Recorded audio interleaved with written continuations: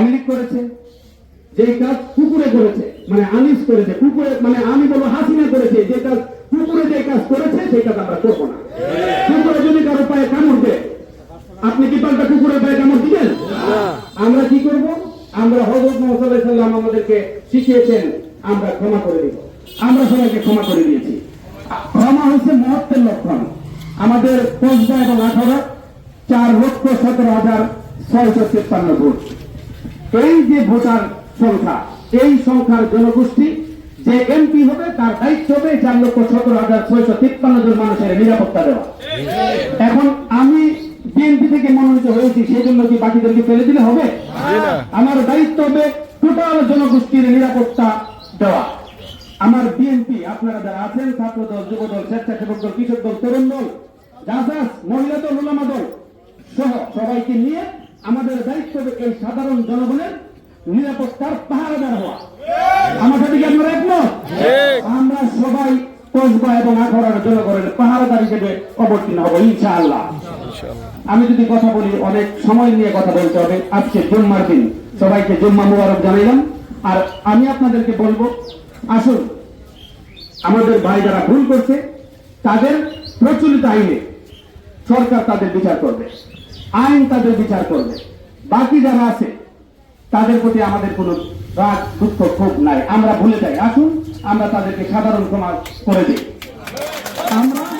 আমরা যদি আল্লাহর অশেষ রহমতে সর্বোচ্চ ভোট পেয়ে আমাকে যদি আপনারা সংসদে পাঠাতে পারেন, তাহলে আমি আপনাদের কণ্ঠ হয়ে সংসদে আমাদের অত্র অঞ্চলের দুঃখ কষ্টের কথাগুলো বলবো এবং অত্র অঞ্চলে যে অসুবিধার মধ্যে আছে সেই কথাগুলো প্রকাশ করব এবং এইগুলো আমরা যে সমাধান করতে পারি সেই ব্যাপারে আমরা পদক্ষেপ নিব।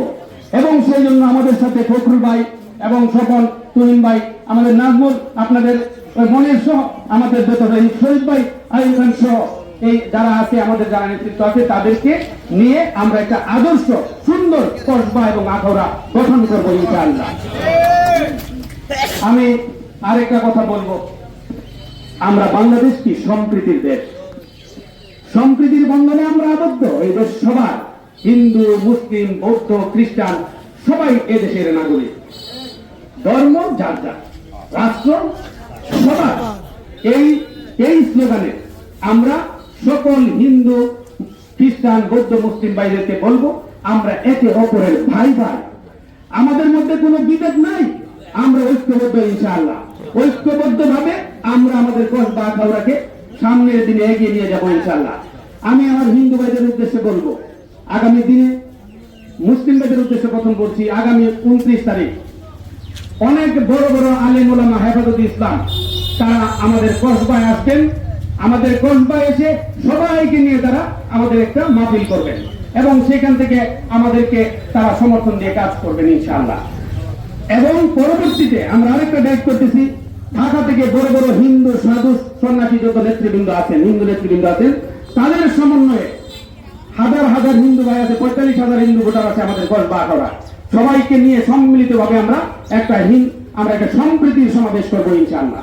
ওই দুইটা সমাবেশ থেকে আমরা বুঝাই দিব, আমরা বিশেষ করে কসবা 18 অঞ্চলের মানুষ সম্প্রীতিতে বিশ্বাস করি। আমরা হিন্দু, মুসলিম, খ্রিস্টান, বৌদ্ধ ভাই ভাই, আমাদের মধ্যে কোনো বিভেদ নাই। আমি সবাইকে বলবো, নিরাপত্তার একমাত্র প্রতীক হলো ধানের শীষ। আমার কপালে যদি ধানের শীষ থাকে কেউ চিনাই নিতে পারবে না।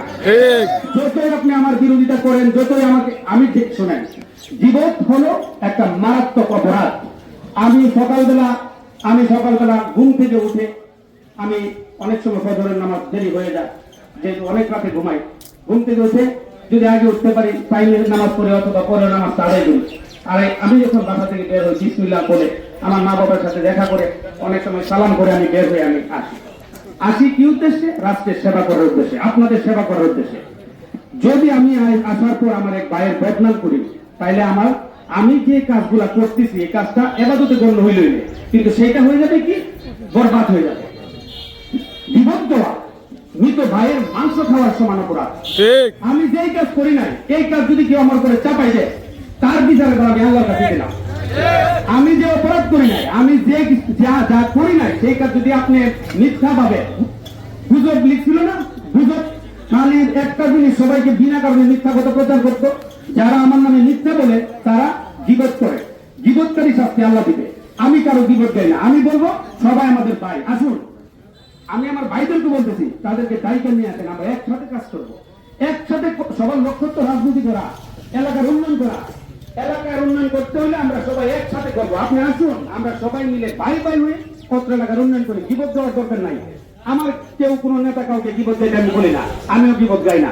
আল্লাহ আমাদেরকে এই ধরনের ফিতনা ফেসাদ থেকে রক্ষা করুন, আমিন। সবাইকে জুম্মার নামাজের দাওয়াত দিলাম। হিন্দু ভাইদের প্রতি সালাম রইল। আপনাদের মাধ্যমে সবার কাছে আমার সালাম পৌঁছাবেন, প্রত্যেকটা ঘরে ঘরে সালাম পৌঁছাবেন। আমরা আগামী দিনে একটা আদর্শ বাংলাদেশ গড়ার তথ্য ব্যক্ত করছি। ধন্যবাদ সবাইকে, ভালো থাকবেন। আসসালামু আলাইকুম ওয়া রাহমাতুল্লাহি ওয়া বারাকাতুহু।